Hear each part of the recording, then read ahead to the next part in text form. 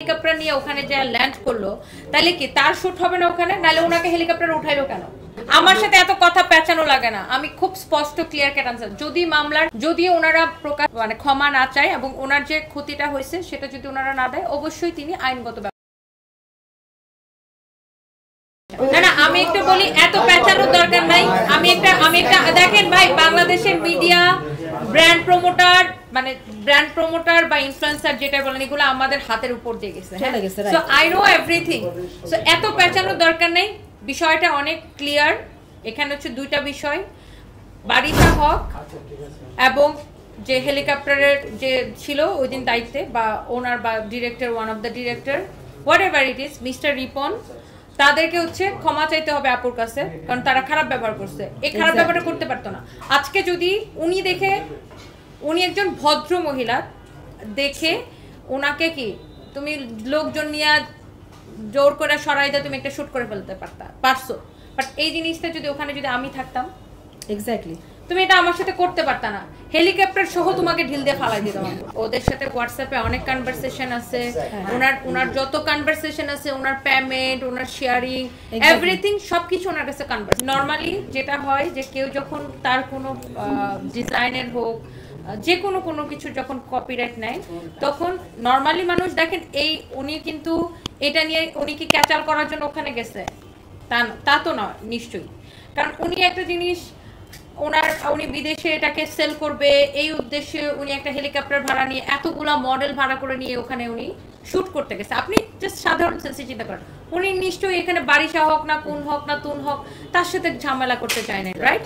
So সেখানে কপিরাইটের বিষয়টা ধরেন, কেউ যদি কারো কোনো জিনিসের কপিরাইটের ওন করে যে এটা আমার, তখন নর্মালি যেটা সবাই করে যে সে তার জিনিসটাকে কমপ্লিট করার পরে বা রেডি করার পরে তারপরে সে কপিরাইটটা নেয়। সো এখন ওনার এটার কনসেপ্টের কপিরাইট হয়তো উনি নেয় নাই, বিকজ ওনার তো এখানে ক্যাচাল করার কোনো উদ্দেশ্য ছিল না। উনি তো জানতো না যে এই হেলিকপ্টার যার থেকে ভাড়া নিছে তারই ডিরেক্টর তার ওয়াইফ নিয়ে ওখানে এসে দাঁড়ায় থাকবে, আবার এই কোম্পানির ডিরেক্টর, এই কোম্পানির ব্র্যান্ড অ্যাম্বাসেডর ওখানে দাঁড়ায় থাকবে।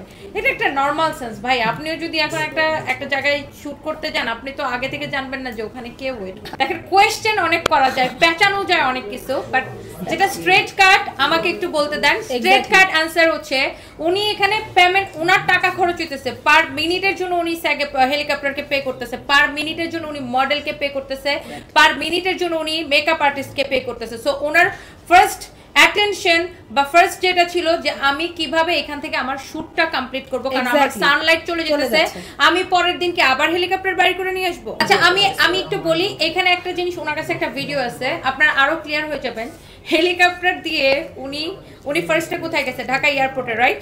ঢাকা এয়ারপোর্ট থেকে হেলিকপ্টারে কিন্তু করে উনি চড়ে ওই রিসোর্টে গেছে, ওই হেলিকপ্টারে করে কিন্তু উনি রিসোর্টে গেছে। তাহলে একটা কমন সেন্সের বিষয় দেখেন আপনি, যেই মানুষটা হেলিকপ্টার নিয়ে ওখানে যে ল্যান্ড করলো তাহলে কি তার শুট হবে না ওখানে, নাহলে ওনাকে হেলিকপ্টার উঠাইলো কেন?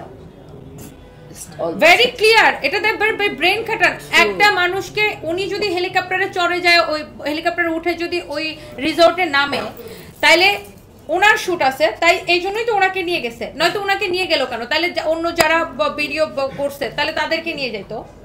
জিনিসটা ক্লিয়ার কেনা? ওনার কাছে ভিডিও আছে, উনি হেলিকপ্টার থেকে নামছে, ওনার মডেলটা রেডি, শুট স্টার্ট হবে, এখন ওনাকে একজন গায়ের জোরে ছড়াই দিয়া তাদের একটা শট নিয়ে নিল। আমার সাথে এত কথা পেঁচানো লাগে না, আমি খুব স্পষ্ট ক্লিয়ার কাট আনসার। যদি ওনারা প্রকাশ্যে ক্ষমা না চায় এবং ওনার যে ক্ষতিটা হয়েছে সেটা যদি ওনারা না দেয়, অবশ্যই তিনি আইনগত